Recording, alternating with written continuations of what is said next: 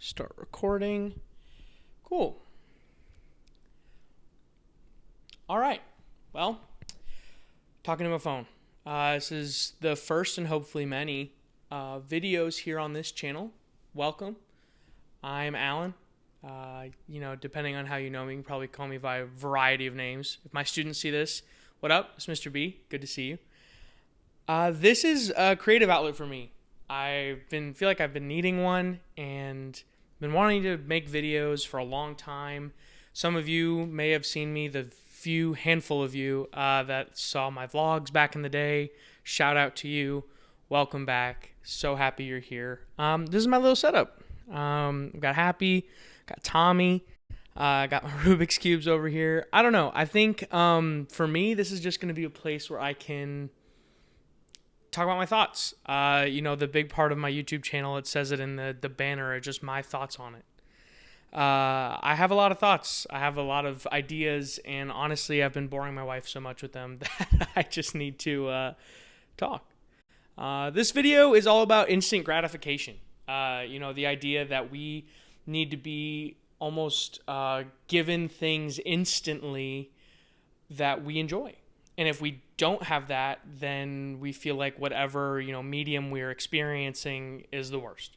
Whether it's a movie, music. I mean, I feel like even myself, in the first couple minutes of a video or of a movie, or in the first even couple seconds of a song, I know whether or not I'm going to like it.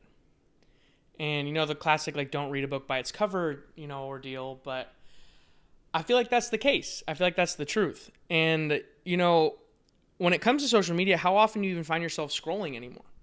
Just genuinely scrolling and enjoying what you're seeing.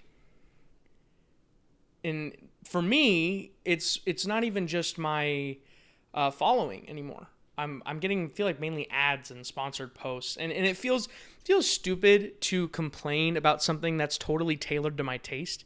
In fact, a lot of these things, especially on Instagram, that I'm enjoying, yes, are sponsored posts, or they are sent to me because an algorithm believes I will like them, and I end up liking them and sharing them with my friends.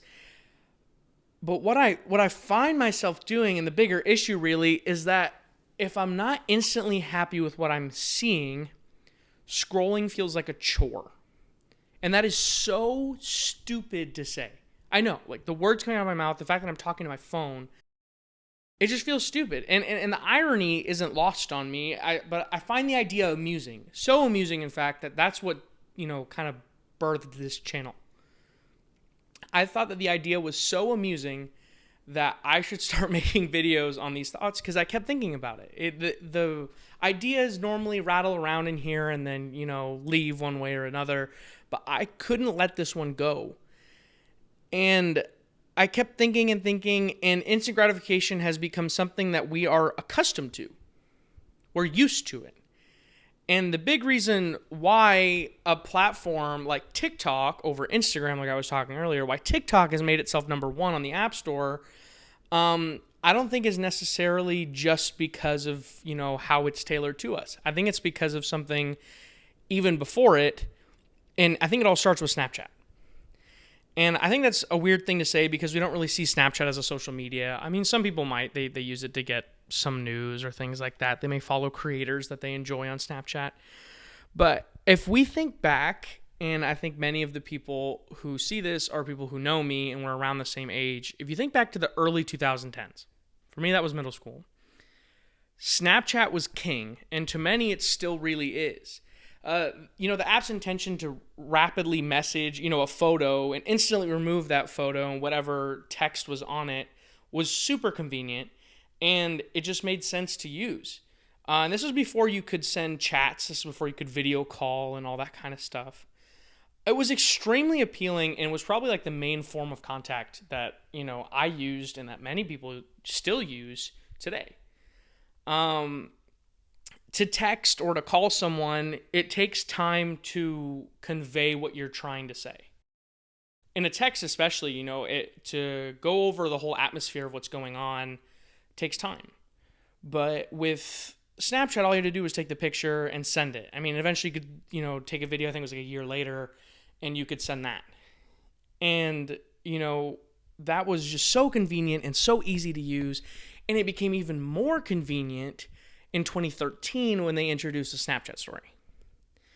And the story made sense. There wasn't really anything like it before. They capitalized on their own idea and their own success. And why not try to posture themselves, Snapchat that is, why not try to posture themselves as a social media and more than just a messaging service? That you could take whatever you're posting or maybe sending to all of your friends. I remember going down and clicking on a bunch of people and instead just posting it on your story. That the people who you're messaging with already or see you, they'll see that circle and they'll see that it's illuminated and you can click it and see what you're up to.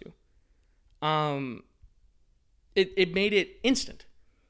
Easily instant. And what's so cool, and obviously we had FaceTime and stuff, and you could FaceTime someone and show them what was going on. I mean, I remember back to the Skype days and the Uvu days where you could be group, video calls, but this is totally different.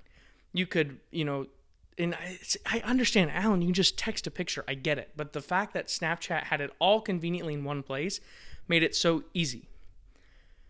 But I don't think the Snapchat story was was the only thing that pushed us towards this instant gratification narrative. It goes back to Vine, obviously. It was the giant of the time that was my favorite social media for a long time. I never made any Vines, unfortunately, and maybe fortunately for myself that I can't go back and look at the cringy times of, late middle school and early high school. But I think Vine is a fantastic example of the yearning for instant gratification. The format of 6 to 7, I think it's like 6.5 second videos, made it so that creators had to instantly draw in their audience. It wasn't, a video like this that was long form, but it was truly a short form. I need to capture them in these 6 seconds or they're just going to move on. Vine's replayability and viral ability, if that's even a word, and the Revine system pushed this notion even further, and it became the first real source of instantaneous gratification in social media. We see that clearly in the amount of views Vine compilations have on YouTube. I mean, if you go and look up a Vine compilation, they have millions of views. Even broken down to creators. You can look up like David Dobrik Vine compilations or, the Logan Paul Vine compilations. They have so many views, and we see that so clearly that people love this app. I mean, I'm not, revolutionizing thought when I say that Vine was popular. And it's because people finally had the place to mindlessly scroll with no issues, no reading, no frustrating UI, no political agenda really, unless, you followed those kinds of people.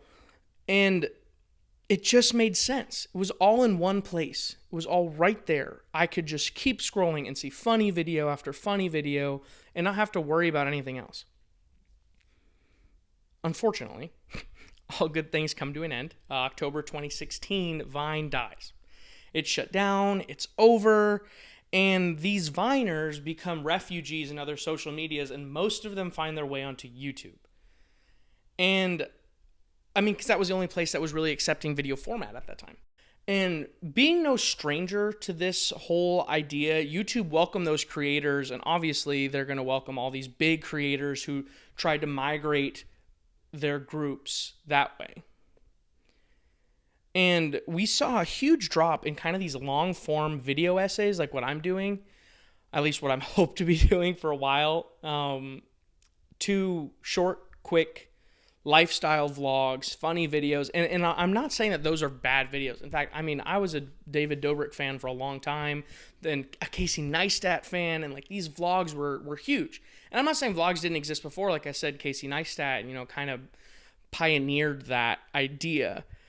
But I can't help to think that this shift came from the people's desire for a short and sweet video, similarly to what Vine had provided. People, like both creator and consumer, missed the quick laugh of Vine, and so they turned to YouTube in hope that they could get that back. And it just circles back to that instant gratification. That without Vine and without anything to replace it, they went to YouTube that kind of met that match. And we see a lot more people using YouTube now. And but it didn't really do the trick. And now to like the big dog of this video is TikTok. Okay, TikTok is the absolute epitome of instant gratification. An app that started right as Vine died in 2016, even though most of us didn't really find it until the pandemic. They provided an almost identical service to Vine. Quick videos, they satisfy you quickly, the viral ability is insane, and they made it completely their own. I mean, they didn't see the big numbers that they see now until they acquired Musical.ly in 2018, which I'm not even going to bother talking about Musical.ly. If you don't know, good for you. I'm so happy for you that you don't know what Musical.ly is. But they used almost like my generation's short attention span and profited off of it. And it was just such an intelligent idea for social media. And they just took those short videos and just dialed them up as much as they could. And this is really the first time, I mean, people use explore pages and people use, non-following pages on other apps, but I really feel like TikTok was a place that they pushed the For You page, their explore page really, before they pushed the following page. I mean, thinking back to Facebook and thinking back to MySpace and thinking back to Twitter and like all these kinds of things where it's just the people you follow and probably some sponsored posts and now algorithms that push those things in. But TikTok pushed that, hey, you don't know this creator, you don't follow this creator, we think you like this video. And that satisfies everything. Because you can now get that fix of super instantaneous content because you don't even know what you're expecting. The next video, you have no idea what's going to happen. And on TikTok, you can consume content instantaneously and create instantaneously. Because they have their in-app editing where it goes down to the viralability of those sounds that you can add to your videos, and you can put the text and everything. It's so easy to use. If you've ever made a TikTok, it is extremely easy to use. After you've made one or two, you pretty much know everything about the app. And it was so easy on that app. It still is very easy to go viral, continue on that trend of whatever you were doing, gain a little bit of a follower base, and start doing something else. We see this a lot in like TikTok lives, that these creators, and I mean, I'll call them creators because that's what they are, right? But these random people make one video that blows up, instant, million views. And then they make another one that's similar or a part 2 or something like that to get people back on their page. And then they just start doing TikTok lives where it's so easy to get tips and money to come through and just to build a follower base. Or they start streaming on like Twitch or YouTube and gaming. And it's such an interesting switch between them because they were first drawn in by that random video that popped up. The real showing of TikTok's power, though, was during the pandemic. And I obviously don't have to tell you, how it blew up and all that kind of stuff. But, I mean, we're stuck inside. So all we could do is scroll. And from 2019 to 2021, I looked this up. From 2019 to 2021, TikTok saw unheard of growth in social media that their users went up 400 times year over year from 2019, 2020 to 2021. 400 times. And I mean, obviously with the political nature of Instagram and Facebook during the pandemic, it made sense that people kind of shied away from using it. We're not all posting black squares, right? Not everybody wants that kind of Instagram or Facebook where it's just all political, all, some random person from high school's opinion that we don't really care about in politics. And TikTok, unless, again, like you follow those political people, it just made sense to use that app to mindlessly scroll.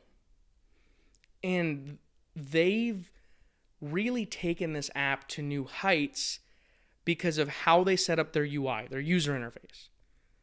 On Instagram, I'm going to keep using as an example because I feel like it's the social media I use the most after TikTok. When you scroll, you still see that little bit of the video above, whether it's the like and the comment and the share and the comments or any of that kind of stuff. It still exists. It's still in your mind because it's up there. With TikTok, when you scroll, it's gone. That video no longer exists until you scroll back up. It's like switching the channel. And I think that makes so much sense as to why we like it, because this new post has now taken all of our focus, all of it. It's right there in your face. It is the only thing on your screen. I mean, there's now even settings where you can shut off the HUD of like the creator's page, the like button. Well, I can't remember all of them, the comments, the favorite, the caption. You can remove all that and it's just this on your screen. It's just the video. And it feels so different because it is different. On every other thing, the more you scroll, like, you still see them coming up. And TikTok does it so well because it is the only thing on your screen is that video.